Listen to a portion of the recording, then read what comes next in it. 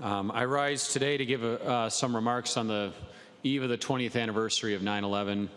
I know my friend from the 2nd District spoke on this a moment ago, and I appreciate his remarks as well. 20 years is an incredible amount of time. 9/11 for me really came and went without any notice, because I was over in South Korea on a training exercise, and the time zone difference made it to where we didn't even learn about the attacks of 9/11 until the early morning of September 12th. So while everyone here in America was watching in somewhat real time what was taking place, we were somewhat oblivious. We were kind of cut off from a lot of communication. We were in the middle of the field on a training exercise, and when I first learned about what had happened, myself and the platoon that I was with in the field, we actually thought it was a training scenario that had been developed by the Army to sort of make up a scenario that we had to respond to. It wasn't until several hours later on September 12th that we realized it was in fact real, what had happened, and the seriousness of what we were facing. The direction of my life since then took a very dramatic turn in trajectory. I deployed to Guantanamo Bay, Cuba, flew a mission to Afghanistan, spent a year in Iraq. My decision to stay in the Army and pursue a career change into aviation.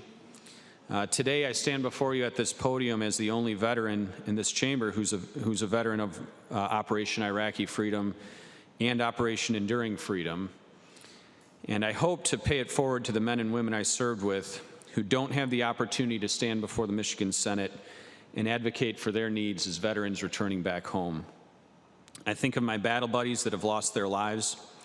Matt Weber, a friend of mine from college, we went to Western Michigan University together. We were in sister battalions, and as I came home from Guantanamo Bay, he was sent over to Iraq.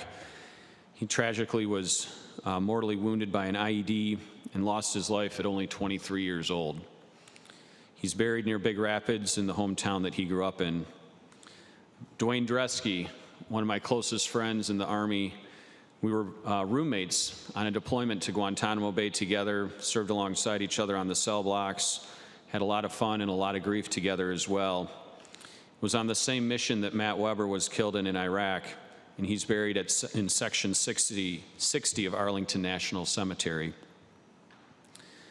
I hope that we've learned a lesson in war fighting throughout the last 20 years. I mentioned last week that we absolutely are a force for good in the world, but we cannot liberate people from themselves and their own failed ideology. I pray for the future of our country and the lives that were lost on 9/11 and those that followed and were lost in the pursuit of freedom across the globe since then. And as my friend from the 2nd District mentioned, this battle isn't over, and perhaps they need our prayers now more than ever. Thank you, Mr. President.